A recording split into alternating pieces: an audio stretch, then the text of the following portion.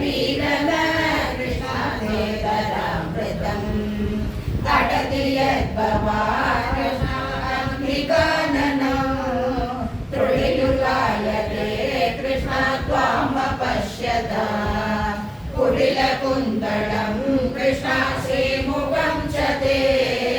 जडमुदीक्षता Krishna पश्यद्विश्विषा पतिसुतान्वया